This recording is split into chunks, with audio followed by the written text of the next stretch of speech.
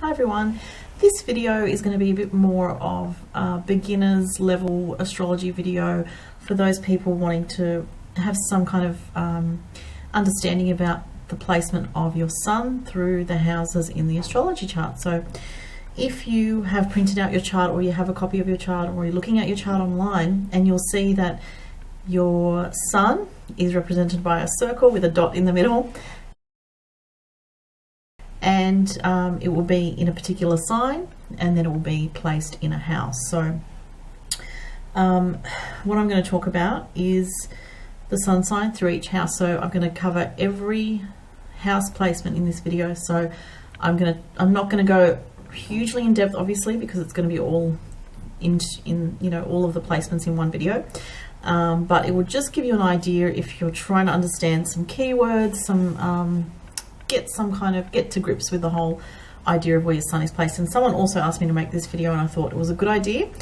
And I don't have time to do a full series on it like I have with my rising sign and moon sign, but I thought, well, why not just do a video where I touch on the placement of the sun in each house. So I'll start at the beginning with sun in the first house. So if your sun is placed in the first house, this infuses your core essence with the energy of Mars and Aries, being that the first house is the house of Aries.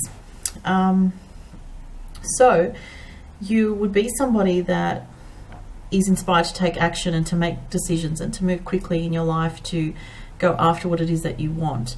Say if you've got a Taurus sun and it's in the first house, you're going to have probably a bit more pep and a bit more verve to you than someone with Taurus sun in the second house, or a Taurus sun in the 12th house. You're going to be more go-getting type of energy. If you've got an Aries sun in the first house, well, that really increases the natural fiery intensity of your Aries passionate nature, and would increase that even further. So the first house is all about your path in life, taking action, creating the path of your life, creating your life, your free will, and using your will to achieve what it is that you want. So, people with the sun in the first house may be pretty determined sort of people, and have the ability to sort of pick themselves up and dust themselves off when things go wrong in life. They'll be able to not let the difficult times get them down for too long. It's about taking action. Aries is a very action orientated energy, and the first house relates to that. So you'd be somebody that enjoys taking action and creating the path that you want for your life, and through your free will you will create the life that you want. To the second house. So the second house is ruled by Venus and Taurus, and the second house, with sun in the second house, you would find that you enjoy all the Venusian things of life, such as beauty, art, the arts, using creativity to make your life feel more beautiful.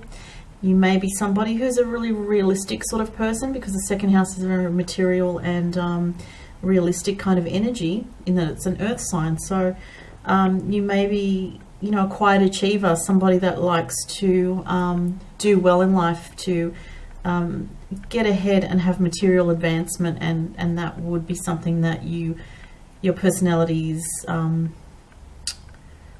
possibly aware of, but also that something that you naturally surround yourself with is the material side of life, the realistic side of life. And you might be someone that's, depending on the rest of your chart, maybe a bit more of a skeptical person when it comes to spiritual things, but you find that things like nature, the arts, music, possibly even singing, can be something that you'll be good at, and the arts are definitely an area that you would have some kind of talent there. So yeah. And the third house is the Gemini house, so it's ruled by Mercury, and the third house is all about the mind. And so with your sun there, you would be more of a restless kind of person, because it brings in that Gemini energy. So you would find that your mind gets infused with this bit more fast-paced way of thinking and being, and you probably have quick reactions. You may be indecisive at times. You may have times in your life where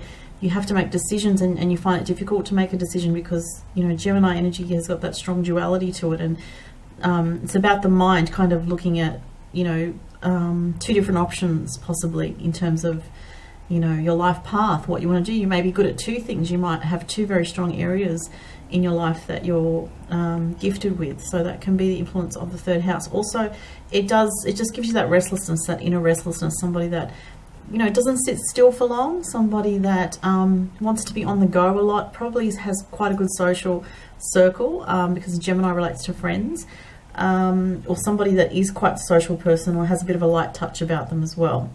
So your life may be involved with a lot of learning and finding information that helps you on your life path, relating that information to others, so teaching can be part of it, or working with children, as well as just, you know, mental dexterity. So say if you're a Gemini sun in the third house, well, that's going to accentuate your natural swiftness and your natural verbal, your verbosity and your ability to speak, and your need to communicate is going to be very strong, and it's all about communication in the third house. So you could be someone that, if you have something in the third house, you're always texting, or you're always online, or you're always doing two things at once. You've always got a book that you're reading, and just information is constantly something that you absorb, and also you share with others as well. So communication, as I said, is key for the third house energy. It can also, as I said, create a bit of a duality in your personality. So you may find that with Sun in the third house that you, as I said, you may always have this struggle between two polarities, so two sides of yourself in a way. The fourth house is the Cancerian house, so it's ruled by the moon, and it's a very, you know, it's a water house, so it's a very psychic energy there, and it's also very sensitive. So people with Sun in the fourth house brings in that influence of the Cancerian quietness and the need for solitude, a very high level of sensitivity to your environment. So you may be somebody that when you're at work, you really like to have your own space to work in, your own desk, your own office, or, you know, along those lines, or you like to have those boundaries in place. It helps you feel a bit protected. And also in terms of home life is very important. Connection to your family, your background, your roots is very important to you, and has really shaped your core essence, who you are. And family will always somehow affect your life with the Sun in the fourth house. Even if you lose touch with your family, the memories of your early childhood would always be something that affects you and has a deep effect on you. Certain relatives may have a more long-standing, you know, impact on you. Like you might find that a grandparent becomes someone that, you know, is there for you when you're, you know, out of your teenage years, or, you know, someone that helps you. Could be a relative or a female relative. And it makes you somebody that, you know, ideally you probably, with the Sun in the fourth house, you might want to work from home or be a stay-at-home mum. You know, mothering and parenting is very strong. If you're a male with this energy, you may take on a parental role in a relationship. So if you've got Sun in the fourth house and you're married, you may be the type of partner that almost feels some kind of responsibility to your spouse in some way. And just, I find that with the fourth house energies, fourth house Sun, you know, it's about feeling protected in life and having a sanctuary to go to, whether that sanctuary is your home, your work, or even in your own mind, to feel like you have control over your emotions, because it's a very sensitive sign, as I said. Your emotions will definitely rule your decisions in life. So with the fourth house Sun, so you're motivated by your desires and your inner intuition and your inner stirrings. Sun in the fifth house, that's the Leo house, and someone with the Sun in the fifth house, you like to play, you like to have fun, and you probably have an affinity with children and creativity, and, you know, the inner child in you is alive and well. So you always you can relate to young people, and you enjoy relating to young people and children, because you know that inner child is very much present within you, and it's a bit of a forever young kind of attitude that you may have, which is a good thing. And, you know, even if you're somebody that works really hard in life, you know when it is that you need to play, and play is very important. So having downtime, having hobbies, having a passion, having a creativity, you will be naturally creative with this energy, and naturally outgoing. And even if you're your sun's in a more reserved sign, you will still have a very creative drive in you. So say you've got a sun in Capricorn in the 5th house, well, you'll be driven and ambitious, but you'll probably channel that into a creative pursuit in life. So people that are naturally good at acting, singing, dancing, music, the arts, and yeah, those are the most of the things I can think of to do with creativity. And also working with children can also factor. So you may have a natural ability to teach children, or you may want to even be a teacher with the 5th house energy there. The Leo relates to teaching and also working with children. Sun in the 6th house is the Virgo house ruled by Mercury. So with Sun in the 6th house, you'd be quite particular about your likes and dislikes, and you'd be quite cerebral. So you'd be someone that thinks a lot and probably thinks a bit too much at times. You may have to watch for anxiety issues with the 6th house energy, because it's a complicated sort of energy. It's Mercury, it's the mind, but it also relates to the intestines in the body. So it relates to complex processes going on and details, and yeah, so you'd be someone that's probably aware of health and health issues. Hygiene will probably be very important to you.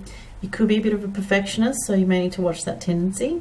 And also you'd be, fastidious about, as I said, looking after the details of yourself, of your physical health, your physical body, as well as trying to maintain order and a sense of being in control of the practical details of your life. So it brings you a very practical energy, but it also brings you a mercurial, cerebral thinking energy that likes to feel in control as well, and also likes a sense of order. Now, I know that some people with the Virgo energy in their sun sign can say that they're very disorganized, and that can happen too. But with say the sun's in an earth sign like Taurus or Capricorn, and it's in the 6th house, well, it's going to make you more practical. If your sun's in Aquarius in the 6th house, it's going to make you more cerebral, so give you more of that anxiety energy because of the Mercury and then the Aquarian Uranian energy together. So you got to look at what your sun sign is ruled by, that planet, and then add on the planet influence of the house as well as that. So the 7th house is it's ruled by Libra and also Venus, so represented by the scales, and it's about relationships, and it's about relating to other people and finding yourself learning about yourself through relationships. So it can be difficult to have your sun in the 7th house. I have my sun in the 7th house. It's got positives and negatives, obviously, but it's in a sort of fall placement. So the sun in Libra, it's not the best placement for the sun to be in, because it sort of takes away from your natural ego self, and in this world that's quite difficult, because those who survive best have a strong ego. So when your ego is compromised, you find that you need to rely on other people in some way to get to where you're going in life. So that can be difficult, because then you're balancing not only your own needs but the needs of another person. And that's what you'll find when you have sun in the 7th house. It's like sun in Libra. It's about very much an awareness of what other people want, those closest to you, especially in marriage or a partnership, what other people's needs are, and however well balanced they are is going to have an effect on you, because you're very sensitive to other people, and you need other people in your life to help you move along your life path, and your life path is going to be very much tied up with karmic relationships for sure. It's an air house, so it's there could be a lot of thinking going on, but mostly thinking about relationships and how relationships affect you. And what else? Say if you've got a Pisces sun in the 7th house, you may find that you're very just much flowing into relationships before you even think about it, and then you're working through the karma of those relationships in a very significant way, and there may be very quite emotional aspects to these relationships for you. The 8th house, Sun in the 8th house, you'll find that dealing with issues around intimacy and other people's resources and inheritances could come up in your lifetime. Somehow you might find yourself working with other people's finances, or having to work very deeply in intimate relationships in a really deep, powerful way. And there can be power struggles with other people when you have a Sun in the 8th house. You may be drawn to very deep, hidden issues in life. You may be able to see very clearly into the darker side of life that most people don't want to know about. It's a Scorpio house. It's ruled by Pluto, so you're going into the depths of the underworld, and you probably find yourself to be somebody that naturally is able to see beneath the surface of other people into their psychological motivations, and other people may not be able to see the things that you can see with such a placement. A lot of people with Sun in the 8th house are interested in the occult, interested in conspiracies, are interested in another word for conspiracy is the truth behind the surface of reality. Many conspiracies are found out to be actual truths in the end, not all, but many. And so you would be somebody that is digging deeply into the truth. If you have Sun in Sagittarius in the 8th house, it's going to increase your need to find the truth even more intensely. You may be researching constantly about things to do with spirituality, religion, and going deeply into all of those philosophical topics in a way that probably most people wouldn't dare to. So it's a pretty powerful placement, but it can also be difficult because you are going into the darker areas of life. It can be exhausting. It can be so intense that you feel overwhelmed at times, or you feel like it catches up with you, the intensity of it. And you may also find that relationships that are intimate sort of bring you more than you bargained for. So you may have to face very deep aspects of your inner self when you're in the 8th house relationship world. And but it's a powerful house because it's, as I said, ruled by Scorpio. So it's all about transformation and transmutation of the darker energies into the light. So that's ultimately the goal, is if you have the Sun in the 8th house, is to, by working through all the darker sides of your life, karmically you're facing all these difficult or unseen aspects of life to get to a higher level of understanding of spirituality. The 9th house is a Sagittarius house, and it's ruled by Jupiter.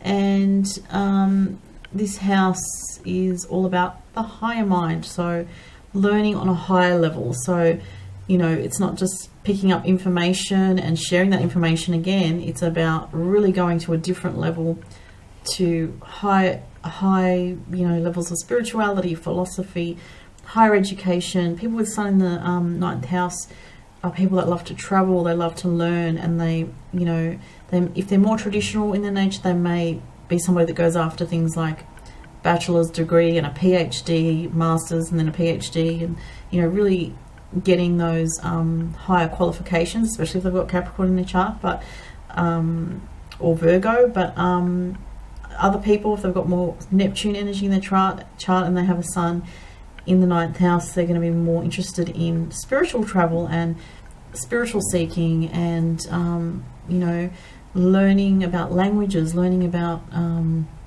as I said before, religions and astrology, and things that are just about giving us answers on a more bigger picture level of life. There's also an interest in other cultures and an interest in connecting with people that have fascinating backgrounds, or people that are from far afield, from different countries, and people that would come into your life path that you didn't grow up with those people, or people that are from completely different backgrounds from yourself. And what else? Sun in the 9th house would be somebody who is a natural teacher as well. So connecting to that high knowledge and teaching that information to others, sharing that information with others. They can be excellent communicators as well, and highly intelligent. And not to say that the other signs aren't, but there's a particular sort of ability to communicate quite high level information. So like, someone like a uni lecturer, or someone that is able to share the information with others in a way that's actually teaching them. And you know, they're able to take in a lot of information and then give it back out in a very clever way, a way that helps others see things better, more clearly. 10th house. So Sun in the 10th house is a very good position to have. It's let's see, it's ruled by Capricorn and Saturn. So really, if you've got the Sun in the 12th house, you're going to be someone who's very practical and very driven by making plans and following your plan step by step, very methodically to get to where you want to go. You'd be someone who's quite ambitious and you want to achieve in this life. You want to achieve something pretty big. And, you know, getting there might be slow and steady, but you do have to have the patience to kind of go through each step at a time to get to the top of the mountain. You may have lots of obstacles to face in life because it's ruled by Saturn, and Saturn can limit you at times. But overall, I think it's a really good placement to have for achieving what you want to achieve in life and getting there in a very step-by-step methodical manner. And you may be somebody that is very driven from within. You don't necessarily need somebody to push you to get to where you want to go. You drive yourself. You know, you're very you may have a good sense of, you know, inner drive to achieve. And you know, you'd be suited to leadership positions in terms of your career and vocation with that position. Sun in the 11th house. Well, Sun in the 11th house will find that you're in situations where you gravitate towards a lot of different people. Friends are really important to you. Working with groups is really important to you. Wherever you spend time in groups or with a group of friends is going to bring you significant experiences in your life, and you will tend to be quite open-minded with the Sun in the 11th house, which is ruled by Aquarius and Uranus. In your life path, you may find that there are times when there are sudden changes. Because it's ruled by Uranus, it can be sudden shifts and changes on your life path that just really come like a bolt out of the blue and really shift you onto a different path. And what else? Some really pivotal experiences in your life to do with friends and groups. And you'll find that through friendship, you'll be able to feel a sense of powerful connection, you know, through your whole life. So friends will bring such a level of meaning to your life that other people may not have that same kind of deep feeling with their friendships, that the sense of purpose and connectedness with life. You're also someone who, you know, likes to mix things up and likes to have change, not change for the sake of change, but meaningful change. And you like excitement in life as well. And, you know, throughout your life, you will seek things that are exciting where you can feel like you're really connected in your life path. So you may be interested in things like psychology or astrology, or, you know, something where you can learn about people, because humanity is something that interests you on a very big picture level. So you may be a natural humanitarian, or you may be somebody that's a bit of an activist, or somebody that just has something unusual about their life path. You might have an unusual interest or an unusual vocation, something like that with the 11th house. But you definitely have a little bit of a stroke of genius to you, I'd say. And finally, Sun in the 12th house. Sun in the 12th house people are very psychically sensitive again, and you have a lot of karma in this life to work through. You can get blindsided by things like addictions, or distracted by, you know, the kind of glamour of this world, you know, the glamorous sides of this world, or anything that feels surreal that you can escape into. So you do have to watch that, because the 12th house, it's not the easiest house for the sun to be in, because the sun wants to shine, and then it's immersed very deeply into this 12th house, which is ruled by Pisces and Neptune, which are planets that relate to illusions versus reality. So with sun in the 12th house, you can find it very difficult to find what's real for yourself in this life, and you can find that your own identity struggles to feel real enough sometimes. So You know, if you overthink things with the sun in the 12th house, you may get very lost. If you don't trust yourself, or you're not learning to trust yourself, this can be difficult for people with sun in the 12th house. So I would say, you know, a natural gift with people with sun in the 12th house is psychic ability, and I spoke about that in my other video about the houses, the water houses, and how they relate to psychic ability, and looking for psychic ability in your astrology chart. And it's also a creative energy with this house. Some of the most amazing, talented people have sun in the 12th house, like musicians, artists, actors, you know, creative people. So the only thing is it diffuses the ego quite a bit, so you may find it hard to feel a real sense of achievement in life unless you have other things that you know, are pushing you forward, like earthy energies in your chart, or 10th house energy, or strong some other strong, fiery, passionate energy that keeps you going, or some strong Saturn anchoring you in a positive way, some Saturn energy that's like sextiles to your personal placements or something like that. But sun in the 12th house can be difficult. It affects your sense of identity in the world, and you're really a very spiritual person, someone who's very in tune with spirit if you have sun in the 12th house. And your dreams will give you messages. You'll be, you know, picking up on energies from other people. It's going to be a challenge for you to keep yourself on the straight and narrow in life, and focus on where your gifts are and really develop those without getting sidetracked by distractions and glamour and addiction. So something to be aware of there with sun in the 12th house. So if you have any questions, you can post them below, and I'll try to answer most of the questions if there's any. Thanks for watching, everyone.